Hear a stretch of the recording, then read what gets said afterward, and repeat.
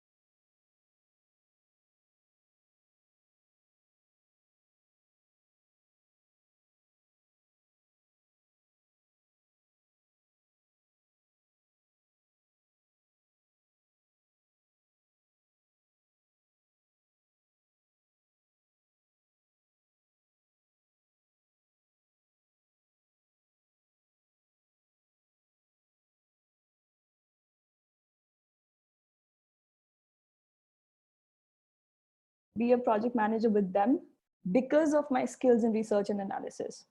The reason I'm highlighting this is because market research analysis is not something that's dependent on one function.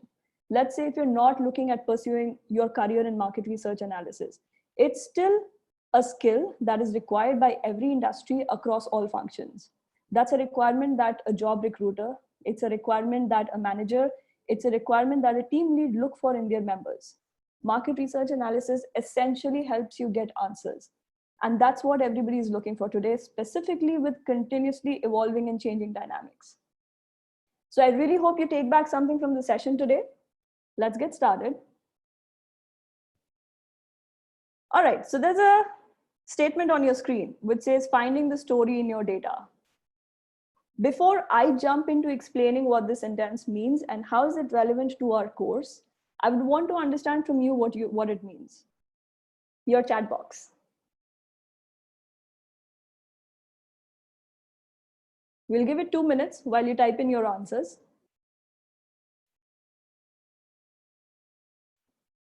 I want to make sure it's an engaging session and I'm not the only one talking and boring you. So you have a chat box on your right. Please feel free to message from that. We've started receiving some messages over here. Interesting.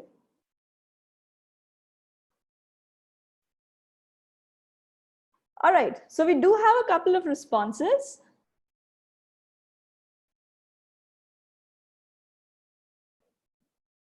Excellent.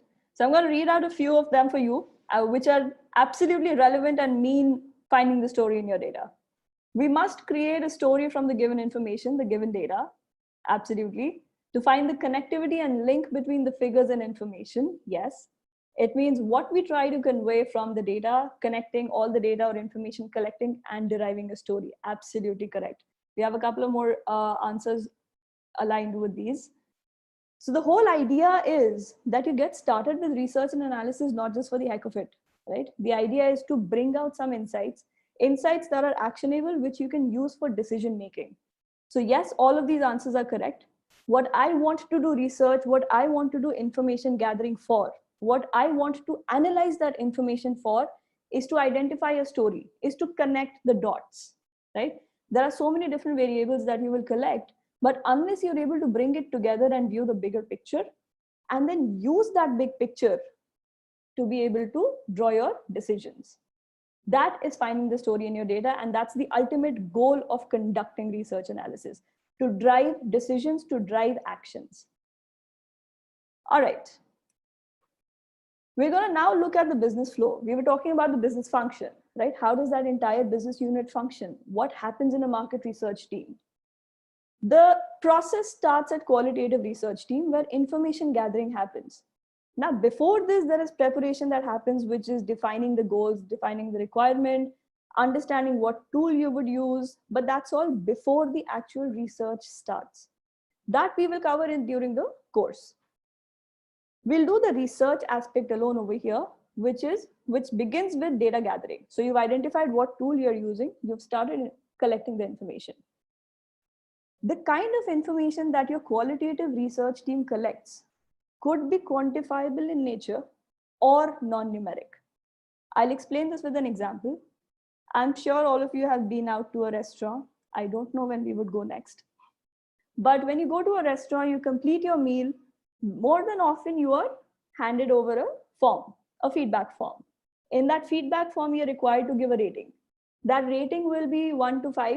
How did you like the food? How did you like the ambience? Did you enjoy the service? And then there is the last question, which says suggestions, which is an open question. The closed questions where you're giving a rating is numeric in nature. It is quantifiable. The last question, which is open, is subjective. It's not quantifiable. You can get different varied answers over there, right? Now, when you are collecting numeric or quantifiable data, we still call it qualitative because it's not directly usable for decision making. There has to be some processes on top of that which will make that information good for actionable insights. This job falls under the qualitative research team. That is precisely what information gathering is. Your information gathering could be at the raw level where you're collecting information from each member. Your information gathering could be done online using other publishing reports. Your information gathering could be done through interviews. We will be looking at these methodologies. That is what your qualitative research team does.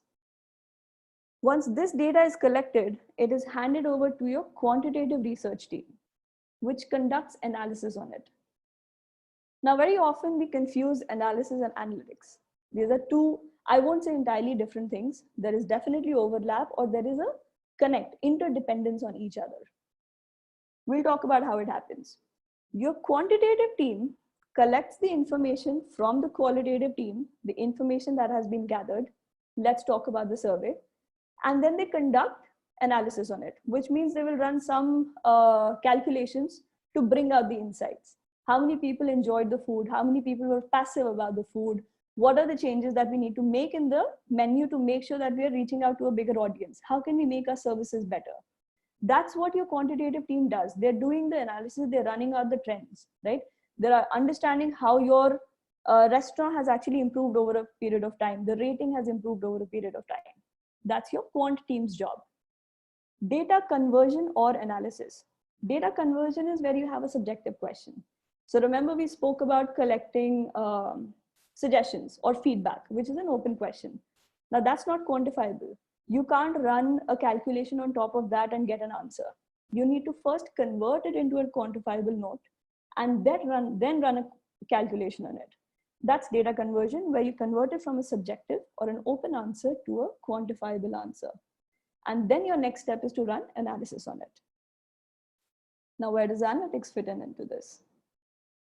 Your variables that you're trying to analyze might not always be easy just by looking at the data or just by looking at the information. You might need statistical methods, you might need tools. So when this is used, it turns into analytics. Analytics team members may or may not be part of the market research team itself. They could be part of the team depending on the organization structure, but more often than not, they're a separate entity. So a market research team will have a requirement, will need answers to some questions, and they'll take it to the data analytics team. Now let's look at an example over here. Let's say you have a requirement to analyze your sales information, right? Your customers' information. So your sales VP comes back and tells the market research team, raises a request saying, guys, can you please identify what we should focus on? What should we narrow down? Right now, we are industry agnostic. We are reaching out to all people, all industries, and we're trying to sell our product. But it's not very effective. We want to narrow down, focus, and invest our resources on a very specific area. But you need to identify and tell me what that specific area is. What's the most profitable area that to invest on? So my market research and analysis team goes in, collects the data. We have about 1,000 customers. It brings it out in an Excel sheet. We'll talk about Excel because that's most used.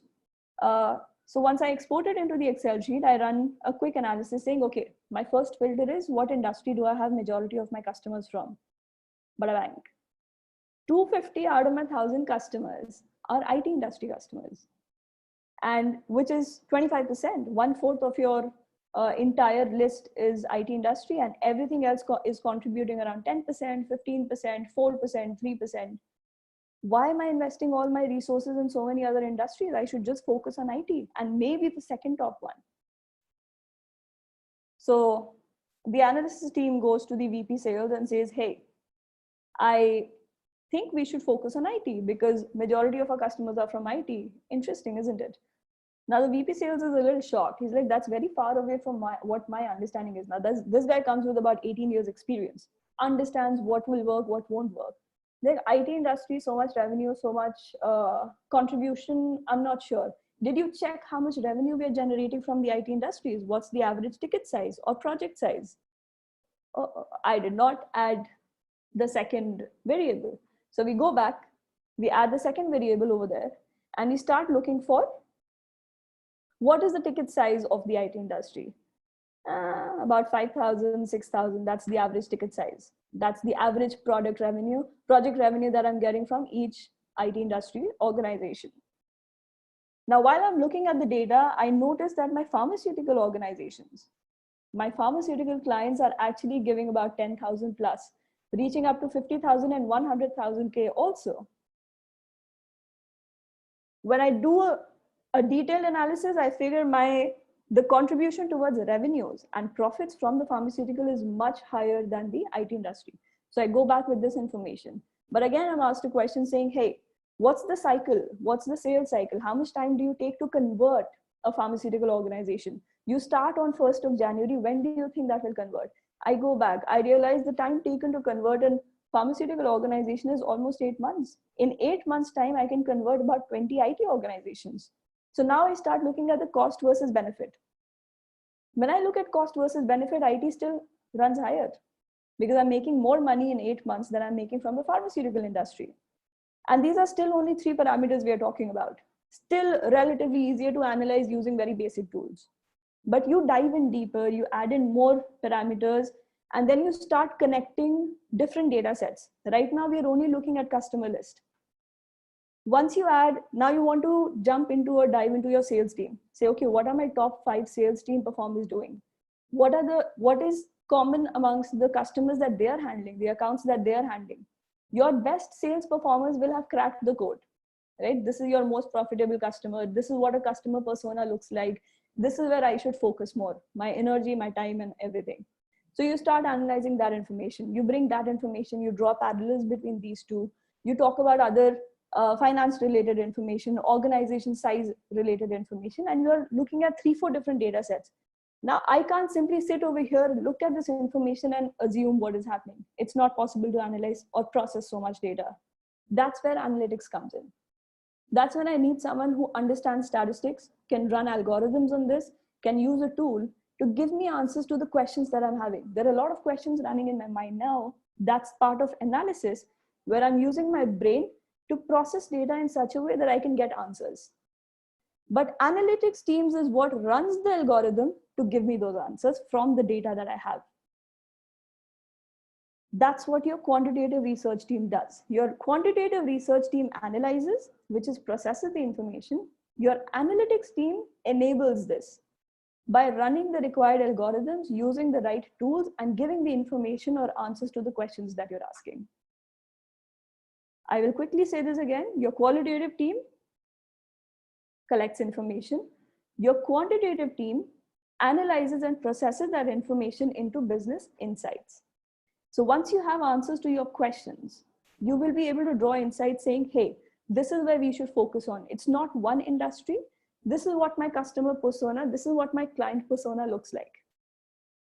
That's your client persona. That's your quantitative team. That's your analysis. What's the last step to complete this circle? The last step to complete this circle is to hand over these insights to your decision-making team.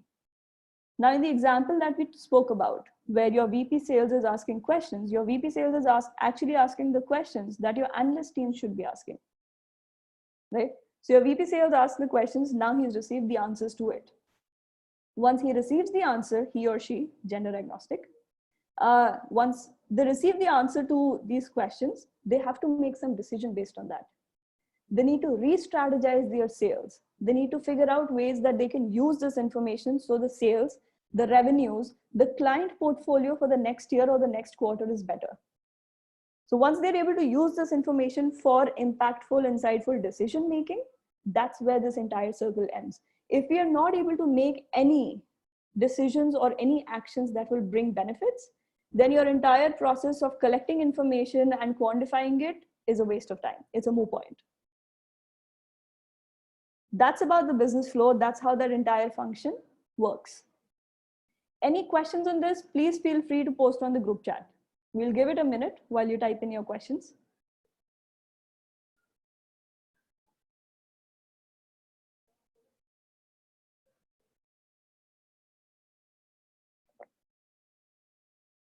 All right, I haven't received any so far. If you have, just feel free to type them in. I'll take them up as we go along. All right, so I'm going to start off with the next section, which is examples of the market research team structures. Now, some of you might actually have some, idea of what kind of market research happens or how the teams function. Or some of you might even come with experience in market research. The first type of team is center of excellence, which is the team that we just spoke about, where each of your function or each of your task in market research and analysis is broken down into different teams. If I am part of the qualitative team or the data gathering team, I will only focus on collecting information. I will not run analysis. Most of the bigger organizations function like this, where you have separate teams working for separate different sections, which is one team or two people in a team, 5 people in a team will do only information gathering. This information will then be sent to the quantitative team. They will run the analysis. They will then hand it over to a consultant or a manager who will make recommendations and give it to the business unit. So you have it broken down by task. That's center of excellence. The second type of team that we have is Scrum teams. Scrum teams are where you have smaller teams, but dynamic, multifunctional. I worked in a team like that when I started off. So we were a team of 4 people. All 4 of us would do information gathering. All 4 of us would do analysis. All 4 of us would make recommendations and hand it over to communicate it to the business unit. How to visualize it, how to put it in a format was all done by our team and everybody in the team. I did not have one specific role of only information gathering or only analyzing. Everyone was responsible, equally accountable for it. Now, none of us had advanced analytics skills, but if there was ever a need, we would go to a separate team called the DA team, which runs analytics, statistical tools, any other BI tools, which is business intelligence, they would be able to use. These are Scrum teams, small multifunctional teams. And finally, we have qualitative teams only. Qualitative is where you don't really need to synthesize data. You don't have those big data sets, right? I'll give an example of when this might happen. There are companies that have research teams only for enabling the sales team. So your sales team will have a requirement, they have a prospect, they need you to profile that prospect, which is give specific information about that prospect so that they can pitch the product right to the customer. Now, all that you have to do over here is information gathering. There is no data crunching required in this case scenario. So there are different cases, different scenarios, different ways an organization works, different requirements that are there. So you may or may not really need quantitative analysis on it. When you don't need quantitative analysis, that's qualitative only. So you just gather the information, put it in a specific format, and you hand it over to the business team. That's your qualitative only. So we have center of excellence, which is each team is separate. Each task is divided. Then you have Scrum teams, which is dynamic. Your team with 4 people, 5 people, smaller teams is multifunctional. Then you have qualitative only, where you don't have to run any quant analysis. Again, any questions on this, please feel free to drop a note. I do have one question from the previous section. Ekta, I think I'll take this question up in a bit because it's going to be a lengthy chat, maybe during the recap session.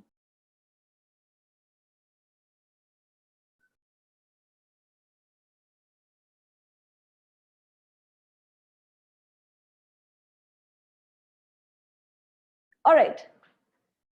Now let's get started with qualitative data collection techniques. This is an introduction, and we'll get to how this data collection happens. That's where the entire market research begins, right? All right. So we have 4 primary information gathering techniques. When we say primary information, what is primary information? Primary information is when you are capturing the information, the raw data yourself. So if you are interviewing someone, if you have you have a target market, right? You reach out to people in that target market and you start gathering details about them. You could be gathering this information in person. You could be gathering this information from them through interviews. You could be gathering this information by visiting their websites. So this is all primary, right? Where you're getting it from the horse's mouth. It is directly from the person itself. That's primary information gathering. So when you're doing primary information gathering, what are the different techniques you can use? We have spoken about some of them. I have thrown the terms around here and there. The first one is surveys. I'm sure you've all taken surveys. There's something called monkey survey where you can also build something. So surveys is essentially where you're trying to identify from a person what their demands are, desires are, or how would they respond to a particular product, service. Now, this is a lot of times done for market research of a particular product. You're planning to introduce a new product in the market, but you want to understand if people will actually pay for it. You want to understand if there is a requirement for it. You want to understand the pain points of your clients or potential clients rather. So you will conduct a survey. You'll say, hey, okay, this is a survey. I want to know what you think about it. That gives me a lot of data, a lot of information to define my product further or refine my product further. The new product that I'm planning to introduce in the market. So I had one question on a chat saying, how do startups do market research? So one of the common techniques that's used is surveys on the floor. So you'll see a lot of people who will come over to you and ask you to fill a form, right? That is done just to collect information about you. So sometimes you'll have a free package saying, okay, we have a free package. We are experimenting or just handing it over for free for you to experience this particular product. But can you fill this form to get it for free? So the idea that you're filling the form is to identify that you are a potential target market who is interested in a product that they're giving out for free. So that's market research. And that's just one aspect of how it is done. There are several other ways it's done. The second way it's done is interviews. So this is face-to-face. These days virtual, but in touch with one specific person on the floor, right? Now interviews happen, interviews are very effective to get information because they allow you to dig deeper. Surveys, specific questions only, right? Interviews allow you to dig deeper, understand other aspects like body language, tone. Are they actually interested in answering your questions or they're just doing it because they have to, right? That's interviews. It is very time consuming though. So sometimes organizations will decide what's a better strategy, if it's survey or interviews, depending on how much time that they have and what's the value this information will bring to them. Interviews can also be of 2 types. There can be structured interviews and there can be semi-structured interviews. There can also be unstructured interview, but that's usually not used in a formal setup because it doesn't drive a lot of insights. What is structured interview? Structured interview is when you are required to ask only specific questions. The template is decided, pre-decided. Your answers are also mostly pre-decided, or at least the format of the answer is pre-decided. You don't come up with a new question based on the answer of your candidate. We'll take an example over here. The first call that you get for job recruitment, right? The first call from the HR or from the recruitment person will be very, very basic. What's your name? What's your current organization? What are you working as?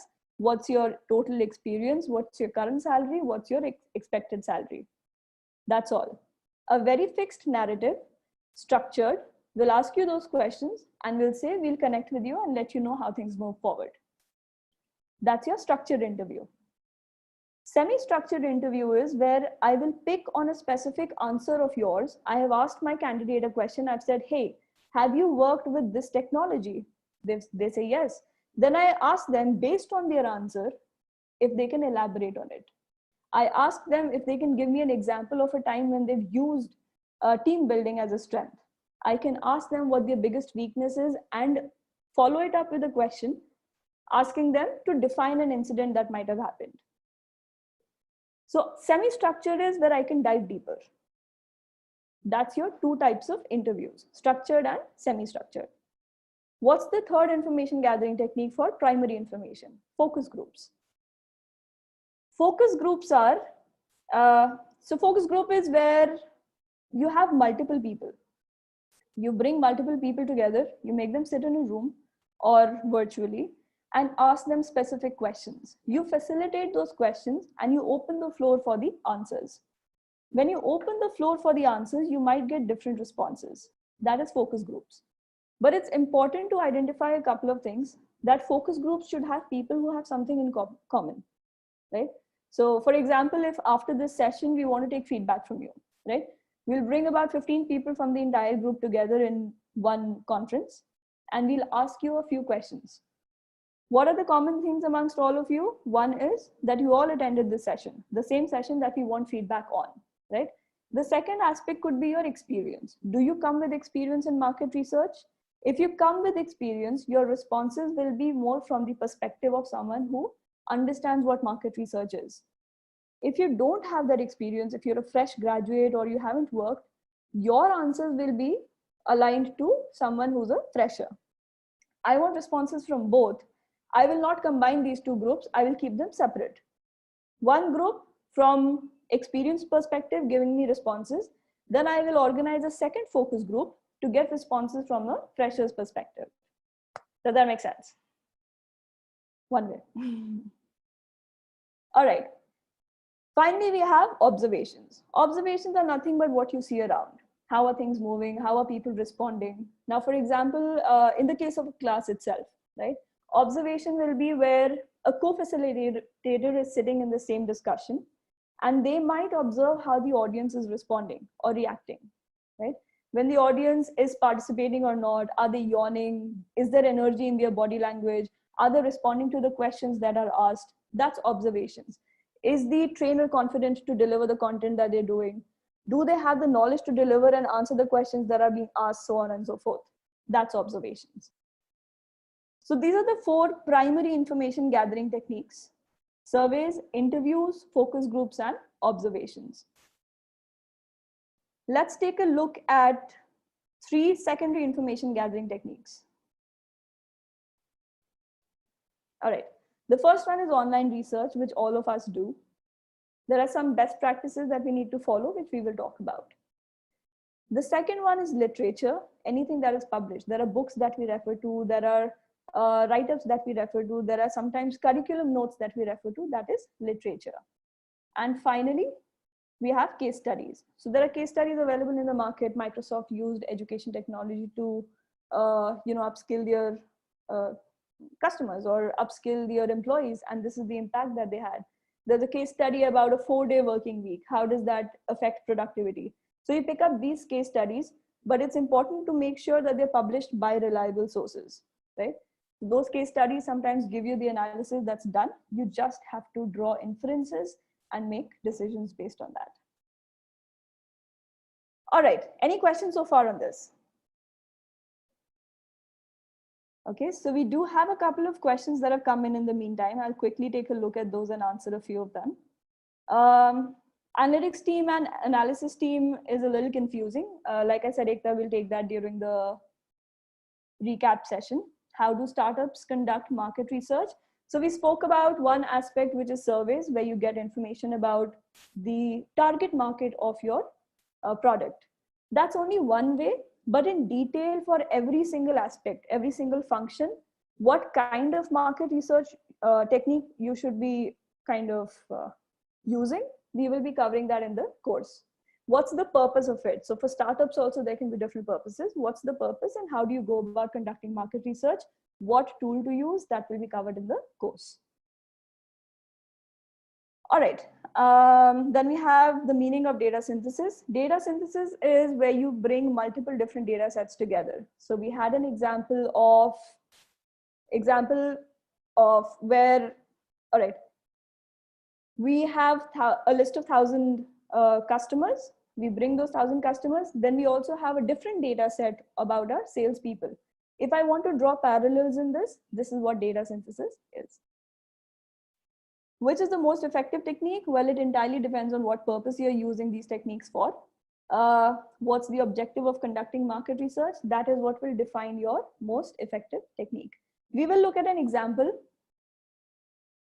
for one of the such purposes. All right. So let's do an activity. I will require you to send in your responses for this as well. The activity is you need to collect information about prospects. So your VP sales comes back to the market research team like he did earlier and asks you to create a profile for one or two organizations. So let's pick one organization, Microsoft, right? You need to identify what the legal name is. You need to identify what the global headquarter address is. You need to get the website and the CEO name. You don't have to actually conduct this research right now, but just send in what approach you will take. What will the first step be that you do, and how will you take it forward? Let's give it 5 minutes. Just take your time, think about it, and send in your responses.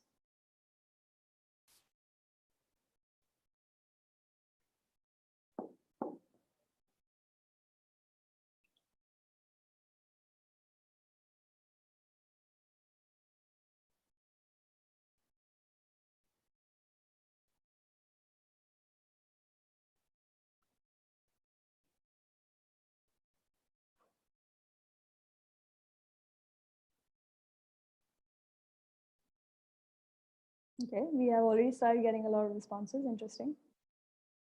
And one of them is bang on spot, on point.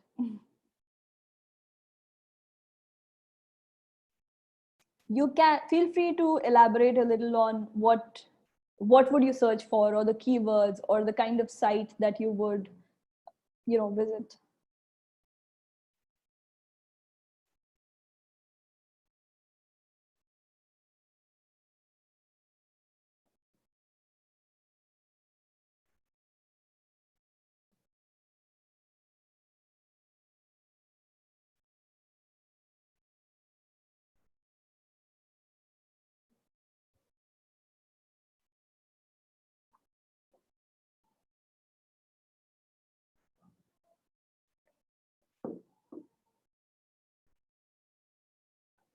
Very interesting answers. Send in more answers, guys.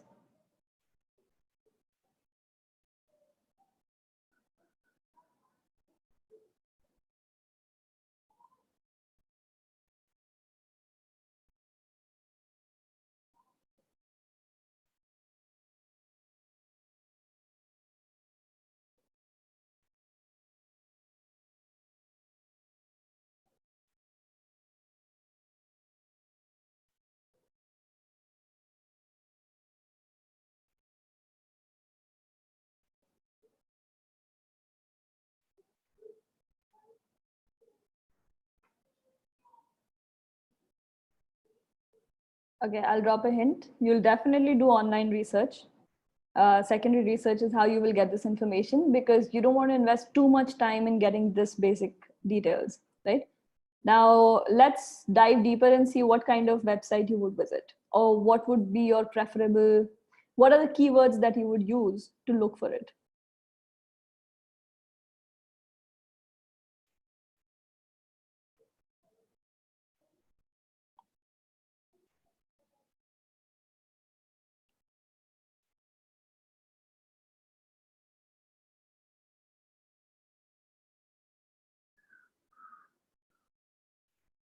All right.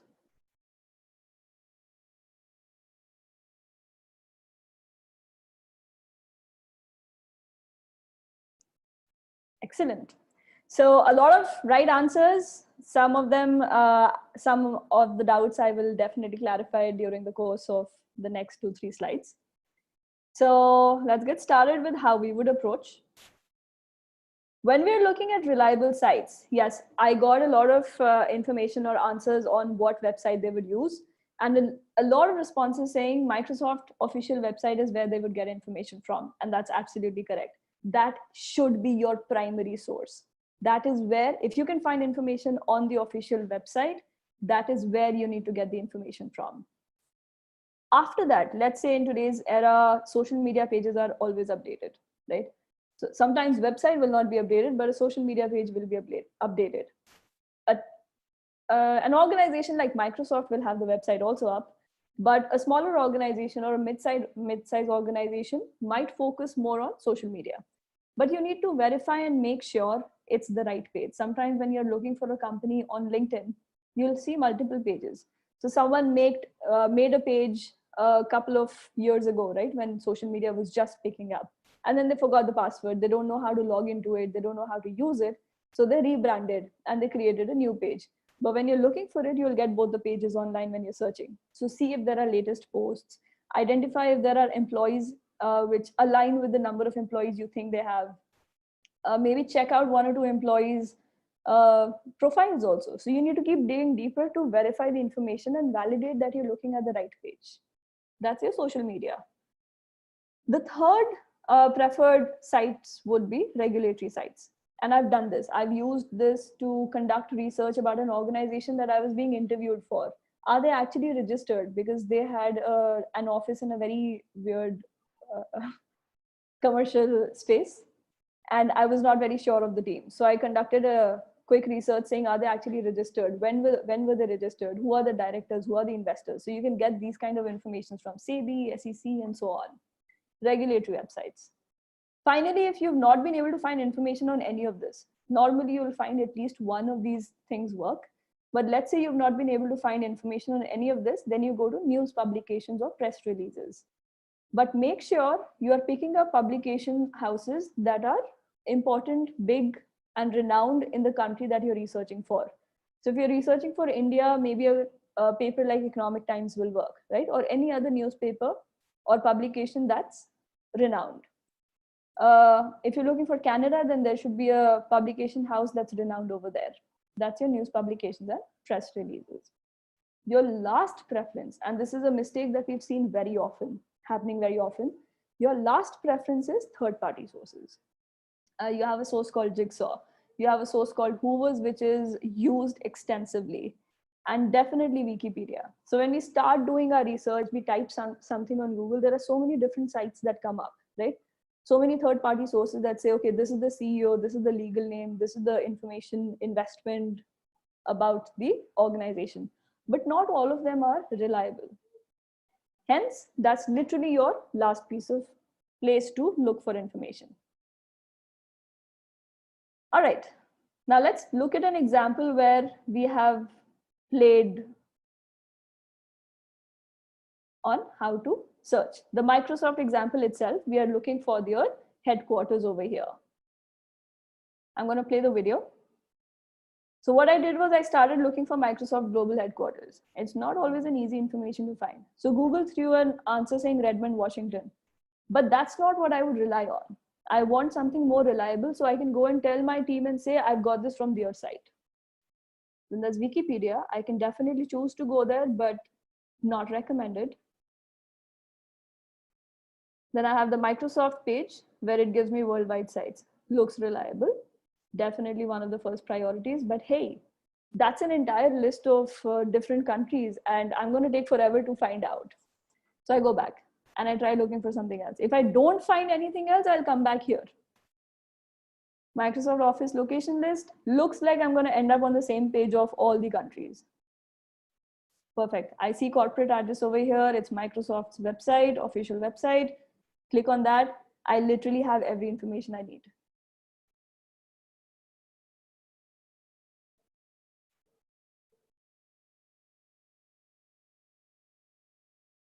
I don't have to check anywhere else if I've got this information from Microsoft's official website. If it's a smaller organization, do check their social pages as well, just to verify. If I'm not able to find anything, I can take a cue from here. I can then add saying, okay, Microsoft Global Headquarters plus. So this is a function that you can use for Google search keywords. Microsoft Global Office plus Redmond. Then it might throw up some reliable sites with this specific information. That was easy to find. In your first page on Google itself, you were able to find Microsoft's official website and you were able to get the information straight. forward, but not all search will be as easy. So let's look at another example. We are looking for Google's legal name. Now I'm searching for Google on Google, and then Google is giving me the information, but I'm not relying on that. I see that it's a subsidiary of Alphabet Inc. So I'm going to look at what all subsidiaries do we have. A lot of subsidiaries, so I can't rely on Alphabet's investor releases and so on. So I'm going to have to look for Google itself. This is very confusing because when I say Google, it gives me the search page.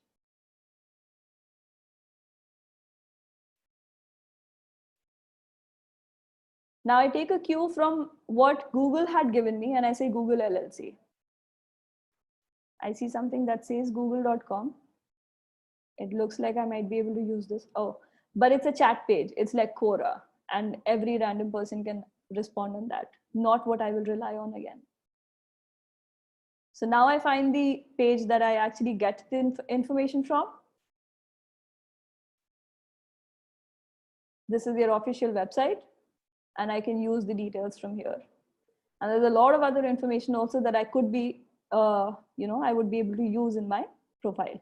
I click on contact us and I go to there. I get all information about their legal name, their contact address, and so on and so forth. Does this make it clear as to how we would conduct secondary research to identify this information? And it will not always be as straightforward. You will have to look for multiple keywords to search for. You will probably have to use search functions like add this, must have this. So when you use colons, you will have, and you add a term in between that, your search results must definitely have that in it, right? If you're using a plus, then you're using multiple different keywords. So there are different functions that you can use on Google search as well.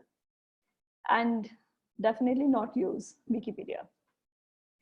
Okay, any questions so far? Please do send in over here.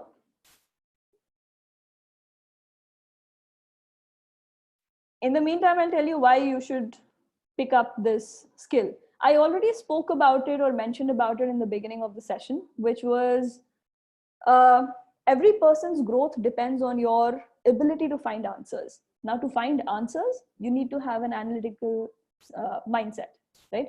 Your thought process has to be structured. Your thought process has to be such where you can derive result-oriented information. You can derive result-oriented decision-making insights, and you can use them to make those decisions. It doesn't matter what function, it does not matter which department, it does not matter which industry. It is a very, very important skill for your growth in your career. We'll just take a quick look at a few numbers. Your global market research industry is at 76 billion right now. That's how much the market research industry alone contributes to it. Now, market research can be a function in an organization, or it could be a complete organization. Now, a lot of companies outsource their market research tasks to other companies. Now, these other companies or consultants conduct their research, they prepare reports, and they also offer consultants to their customers saying, hey, this is the information we found out, and this is what you should do to build your business further. And we have a lot of several people doing that today. So global market research industry at 76 billion. And it is expected to grow exponentially. With our current situation, things will definitely change, right? Which essentially means every year, it has already been the case, it is only going to rise now. Every year, things will keep evolving. There are new industries that will come in, there are old industries that will go out of business. The entire economic scenario will change, which means 20%, which was projected about 2 years ago, might not even be relevant today. You might have a higher number because the need is to continuously evolve, continuously learn. And market research, your research and analysis skills can only help you get better with it. You become a keen learner as and when you become better at research and analysis. And definitely one of the most desired skills, given that we've spoken about how all job functions, all industry are looking for it. What would we be covering during the entire course? So we've spoken about some basics today. We have limited time. This was your first session. We will definitely do a quick recap whenever we get started with the course, and maybe do an activity also to see how it is applied, right? Apart from that, we'll cover information gathering, what is the purpose, and what are the tools and techniques you can use to build the best practices. How do you build a questionnaire? How do you build a survey? How do you go about interviewing people? What are the different questioning techniques, right? And then connect these tools to the purpose. If you're doing exploratory research, what kind of tools will be the best fit? If you're doing descriptive research, why are you doing descriptive research, and what kind of tools will be the best fit? That's information gathering that we will be covering. When we are saying drawing inference, the second aspect that we would be covering is drawing inference, asking the right questions, thinking about it in a way where you're bringing in multiple different data sets together and you're connecting those dots. There is a lot of information available to you, but it's at different places. How do you bring it together? That's connecting the dots. Communication. Communication, your entire cycle cannot close without communication. So you need to make sure that the insights you've gathered is communicated to the right people in the right way, right? So you need to understand your audience. You need to create the right charts or the right report and hand it over to them. What are the common visualization techniques for business stakeholders? And I will also give you a list of different visualization tools that you could be able to use. Then there is practical implementation using mock data. Today we saw a small part of it where you had an activity you had to do, but we are almost 100 people, so we can't do it in person. So we'll be doing something similar with 10-15 people in each batch using mock data.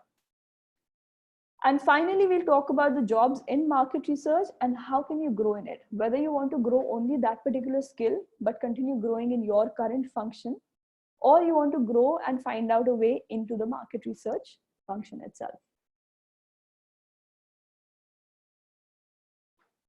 All right, so that brings me to the end of the session. If you have any questions, please post. In the meantime, there was one question that was asked and I will respond to it. I had a question which was around how is analytics and analysis different, right? Analytics is where it is almost mandatory for you to use a tool. It could be a technology tool, it could be statistical analysis methods. But analytics is basically when your data is so vast that you need to dive deeper to be able to slice and dice that data. You need extra help. You need an advanced analytics psychology, right? Or ability.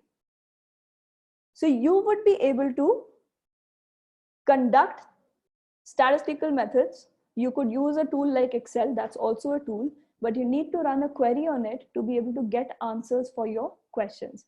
That's what analytics is. Analysis, on the other hand, is more to do with how you're processing that information in your mind. You get answers to the questions you've asked, but what are the right questions to ask is analysis. How do you use those answers to be able to build recommendations for the next steps is analysis.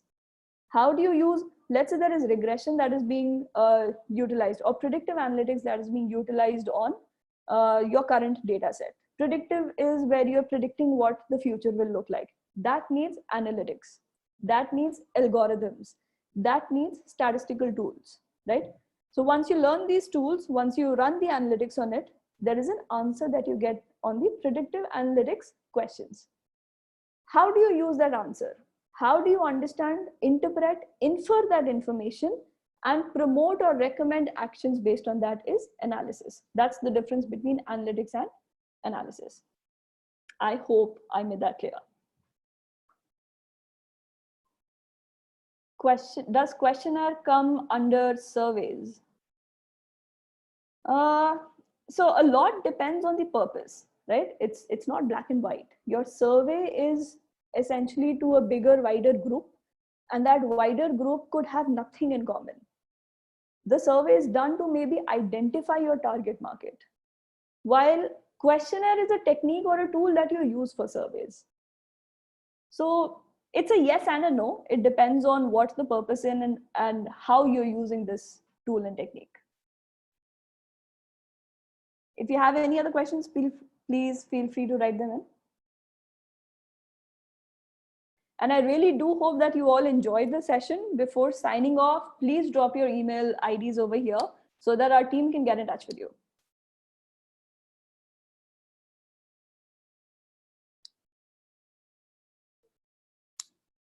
That does bring me to the end of the session. So thanks a lot, guys. Okay, I have a question saying, what is the right time to start learning? The right time to start learning is now. The right time to start your startup is now. The right time to be an entrepreneur is now.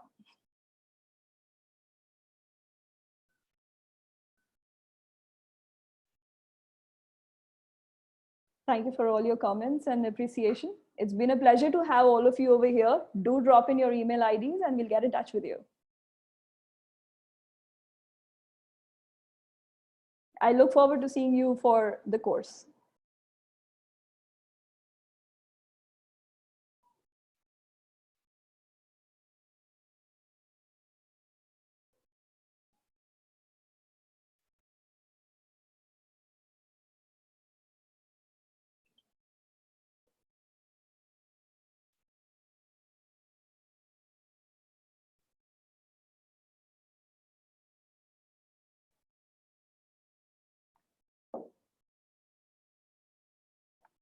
Guys, once you have dropped your email IDs, please feel free to leave.